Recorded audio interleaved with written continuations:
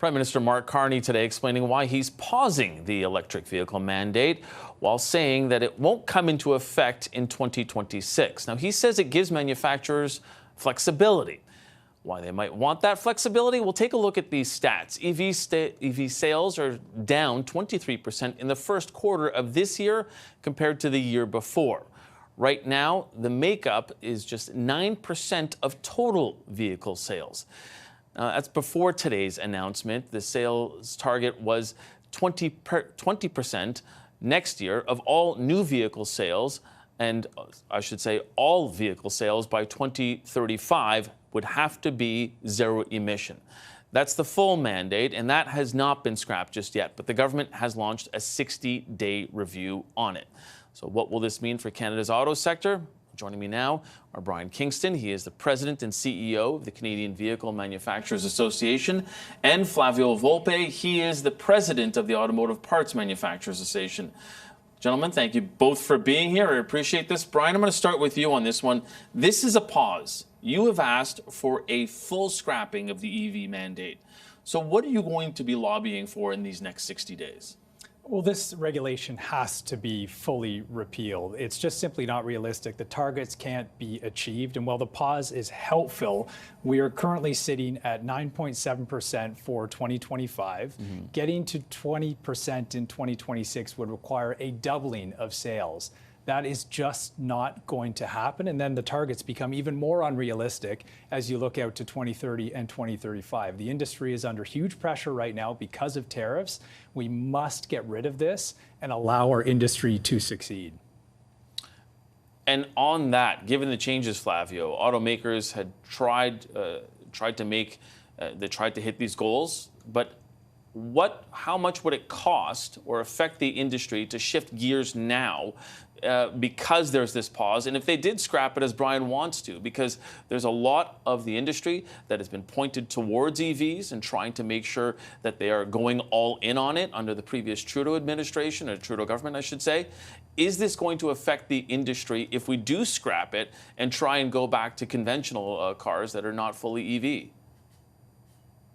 No, I think to understand this properly, we have to split the argument between the companies that import into Canada, like Tesla, who imported 100% of the vehicles that they sold that were eligible for the $5,000 purchase incentive from Shanghai, from the companies that Brian represents and that the companies that we supply to, which are making cars in Canada, employing Canadians, and have committed to electrifying those fleets, have committed to making batteries, and committed to buying the supply chain from the supply chain in Canada.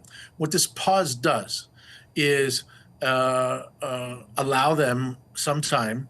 And, like Brian said, I think the EV mandate was flawed and wish that they would get rid of it. But at the very least, don't punish the supply side by saying, hey, by the way, if you can't meet a sales target, if Canadians don't buy those cars from you, you have to spend $20,000 per vehicle to buy a credit, or to buy it from Tesla, from companies that don't invest here, so that you could continue selling the cars that employ Canadians from Oshawa to Windsor. The 125,000 employees that the companies that we represent actually have in Canada. There's a lot of new stakeholders in the business here who had the ear of the Trudeau government.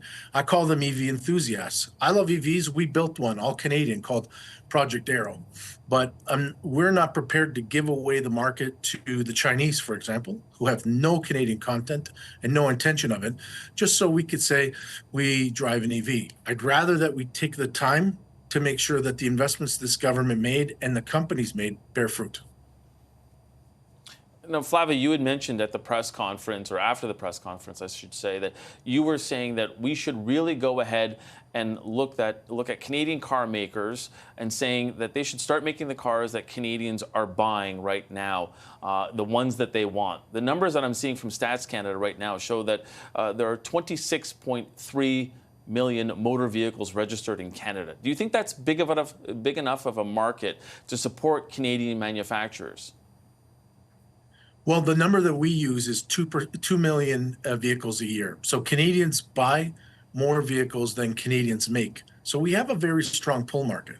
And what the government's $5 billion fund is, and it comes from a campaign promise they made, was to say, okay, how are we going to help ensure that these companies aren't under the gun of the White House opinion change next time? You know, we sell 85% of the vehicles we manufacture to the US.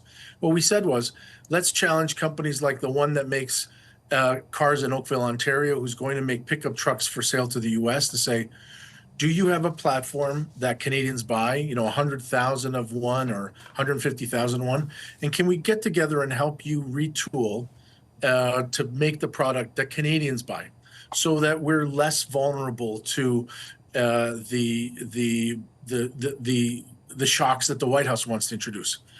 And if you do that, then you can also say in that conversation, hey, by the way, 20% of Canadians want an EV. Show me your plug-in hybrid, show me your battery EV, and let's invest together. We think that's a better way of doing this. We have never said, you know, the official position of the supply companies in Canada, all the Canadian companies, is we need to electrify because it'll play to our strengths. But don't push the market quicker than automakers will take us there. Because if we make the deal with the Chinese, there will be no Canadian suppliers. And we think that this fund is important to be taken together with this EV mandate decision. Yeah, Brian, I wanted to talk about some of the criticism we're seeing out there. I mean, some of it notably coming from environmental groups like Greenpeace, saying that instead we should be, quote, doubling down on renewable energy and EVs rather than bowing before Trump's attack on people and the planet. How do you respond to environmentalists who may feel like this is a walk back and this is not where the industry should be going? Well, I just think they're missing the plot here. The issue is not about whether or not we have enough EVs in the market, if we have a supply of EVs. What we're missing is the consumer demand. And I'd like to see these environmental groups and these EV enthusiasts that Flavio mentioned focus on the barriers to adoption. We know what they are. We need more charging infrastructure.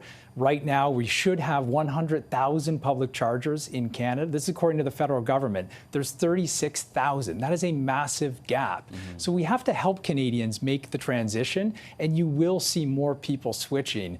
The supply is here, the inventory is here. You're seeing new models introduced every single month. Let's get at those barriers, and you will see higher adoption rates. I think the idea that you somehow need to mandate it, in fact, will actually have the opposite effect. If there's one thing we know, is that people don't like to be told by government what to do or what to drive. So let's help them with the transition, not force it. But the previous government said if you don't set a target, then people won't rush to it. What do you say to that? Well, you know, they've always failed to mention that we actually have existing regulations for emissions. Automakers are already regulated on their emissions with very stringent regulations that require increasing levels of electrification. And so we've never understood why you need two regulations. It's like walking around with a belt and suspenders on. It's completely unnecessary. This electric transition is happening. It's going to continue to happen because auto manufacturers have put over $1 trillion into this. So this is not in question at all. The problem is the pace and bringing the consumer along. Okay, we're going to have to leave it there.